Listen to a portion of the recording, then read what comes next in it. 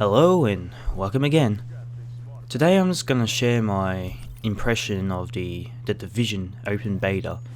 And this is the second open beta. This one was open for anyone with Uplay to try. And the Division is just a straight up RPG. Yeah. If you've played Borderlands, then you know what to expect. It's, you know, shoot people, of course. Shoot people, grab their loot, get better guns, and do missions to level up your character. Your character obviously has some special abilities he can unlock and use. And that's generally the gist of it. Now, I was kind of expecting maybe a little bit more, but this is clearly what Ubisoft wanted the game to be, and well, they got it. So if you like Borderlands and that is something you're into, so you're into Diablo as well, or just straight up just RPGs in general, you'll really get into this game. It's there should hopefully be plenty of weapons to pick up. Considering it's a beta, I couldn't really know if there would be lots and lots of guns. Probably not compared to Borderlands. And yeah, so if you're into that, you'll really like this game. But for me, and probably like a lot of other people, the whole setting, considering it's this authentic, grounded reality of the real world, it's kinda, especially when the enemies are bullet spongy and they work just as they would in an RPG, it kinda takes you out a little bit, considering when you go into the dark zone and the enemies are really tough in there and they can just soak up so many bullets, and they're just your regular Joe who just wants to kill people. So that can be quite bothersome. But let's get into more of the finer details. So this is set in New York. Something has happened in New York. Someone has contaminated the whole city. There's been some sort of chemical weapon or virus being unleashed. We don't know by who or even by what. It's just happened. That's all we've gotten from the beta of the story anyway.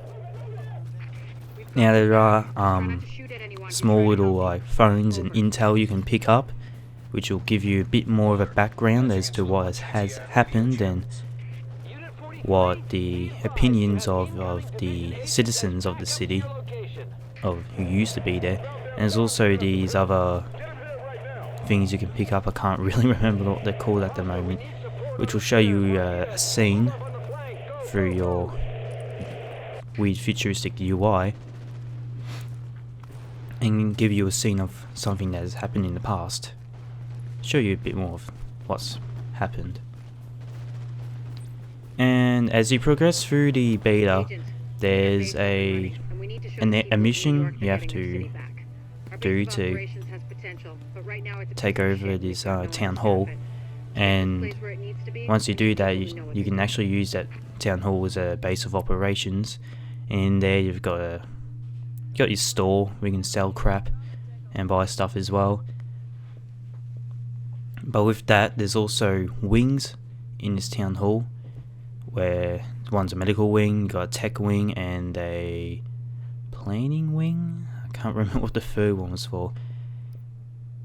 So there's two missions, one to grab the medical officer, I'll just call her.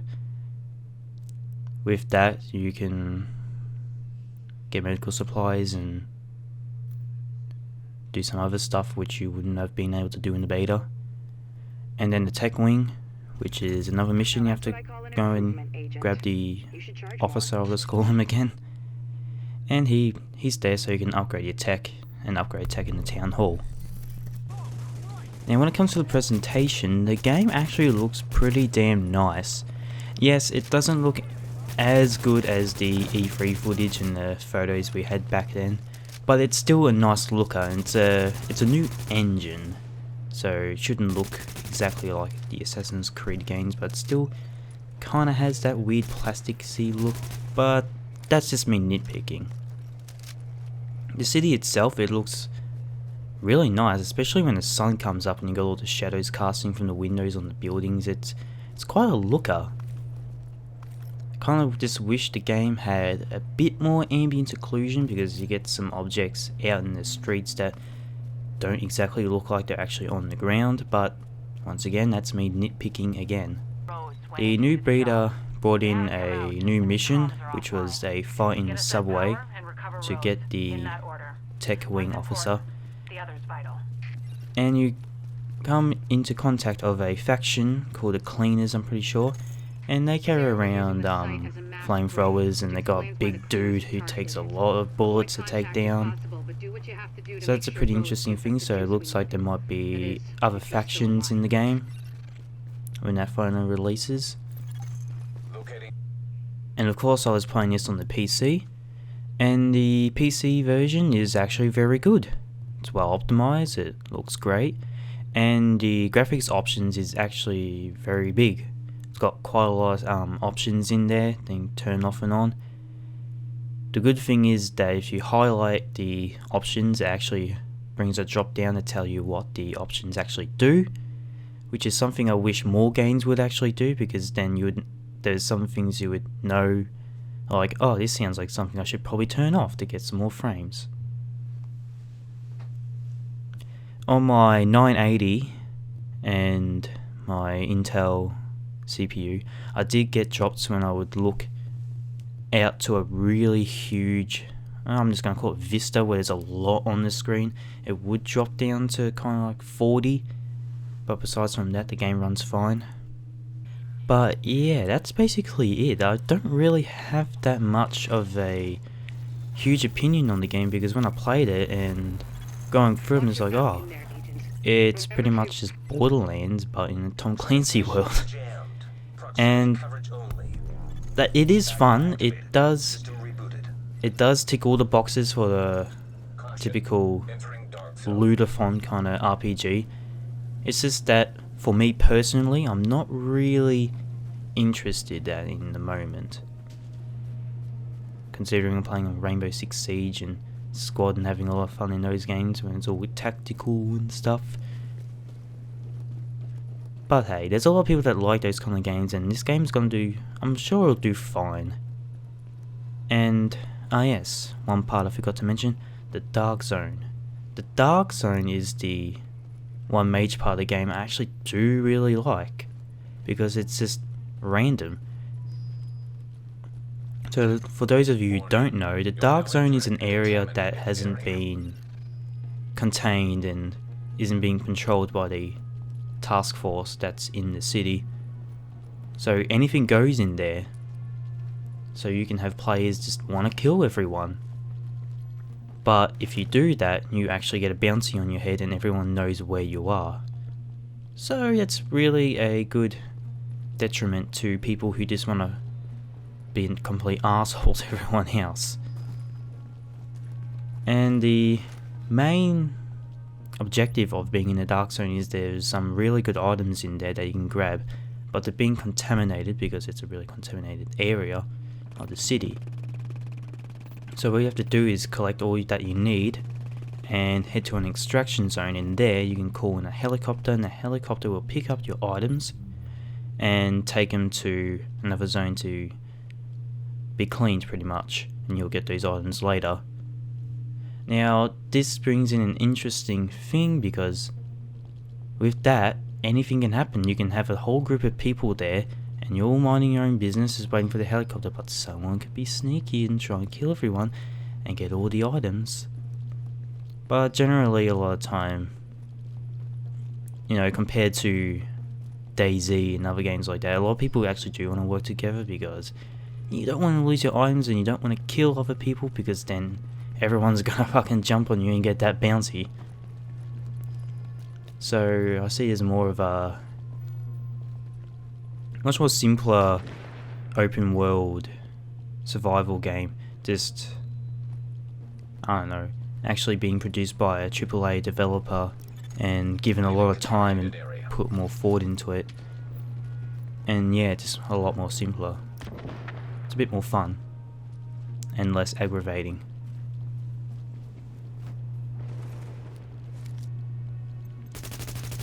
So that's my quick thoughts on the Division. Yeah, it's practically Tom Clancy's The Borderlands. I probably won't be playing it, but don't take that as a negative. That's just my personal taste. I think this game will do completely fine. People really get into these kind of RPGs. So yeah, just think, oh, Ubisoft is making some shitty RPG. People bullet spongy. Yeah, but you know, it's an RPG. Considering that in the tutorial they just straight up say it's an RPG. Get guns. Shoot people with even better guns. That's the whole point. And I'm kind of hoping that it will have a decent story at least, because from the beta, I couldn't really get a gauge if the story was going to go into any interesting places or not. So that'll be something interesting. If the story isn't really that great, yeah, some people might like just get halfway and be completely bored of it. So hopefully the game will have some incentive to keep people going. Hopefully a good story. But yes, that is my thoughts on The Division. The Division will be releasing sometime in March, so the beta was pretty much just for server stability, not for major changes or anything like that. Anywho, I'm starting to ramble now, so I better head off.